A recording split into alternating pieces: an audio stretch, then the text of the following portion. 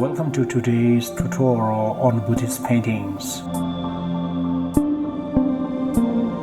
Today, we will be focusing on painting White Tara, a believed deity in Tibetan Buddhism. White Tara is known for her compassion, healing energy. Painting her can bring peace and positivity in your life. Before we begin, make sure you have your canvas, brushes, and white paint ready. Find a quiet space where you can concentrate and connect with the spiritual essence of White Tara. Start by sketching the outline of White Tara on your canvas.